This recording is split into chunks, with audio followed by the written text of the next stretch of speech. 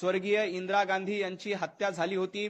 त्यानंतर इंदिरा गांधींची ज्या दिवशी हत्या झाली, ज्या दिवशी अंत्यसंस्कार चालू होते, त्याच दिवशी राजीव गांधी यांची पंतप्रधान म्हणून शपथविधी सोहळा पार पडला होता। एखाद्या घटना झाल्यानंतर त्यावेळच्या परिस्थितीवर तिथला निर्णय घेतला जातो। जसं इंदिरा गांधींची हत्या झाल्यानंतर सेम त्याच दिवशी काही तासामध्ये राजीव गांधी देशाचे पंतप्रधान म्हणून त्यांनी शपथ घेतली।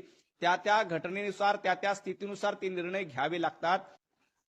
बघा, हे असले दीडशाने लोक जर सत्ताधारी पक्षांनी जर प्रवक्ते केले, एकतर हा पत्रकार होता, पत्रकाराचा अचानक नेता केला गेला, प्रवक्ता केला गेला, यांना अजिबात कळत नाही की प्रधानमंत्री पद हे घटनात्मक पद होतं। प्रधानमंत्र्यांना देशाची जबाबदारी असते आणि उपमुख्यमंत्री पद हे घटनात्मक नाही, ते राजकीय पक्षासाठी आणि नेत्यासाठी केलेली तडजोड आहे, हा वाटा आहे सत्तेचा। प्रधानमंत्री पद जरी या देशामध्ये त्यावेळेस दुर्घटना झाली तरी देश चालवायचा आहे आणि देश हा सक्षम हातानेच चालवला गेला पाहिजे, म्हणून लगेच त्या ठिकाणी नियुक्ती करण्यात आली। आता याला सांगणार कोण?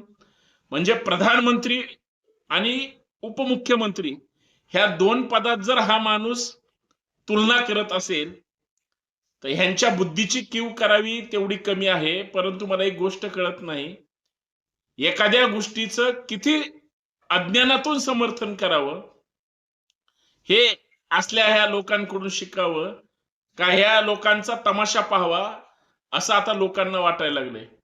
ह्यांना एकदा सांगा, प्रधानमंत्री पद फार मोठं आहे, ते देशाचं आहे, उपमुख्यमंत्री पद हे राज्याचं आहे आणि ते घटनात्मक नाही तर ती राजकीय तडजोड आहे। तर एवढा जर फरक करत नसेल तर धन्य ते नेते आणि धन्य हे असले प्रवक्ते।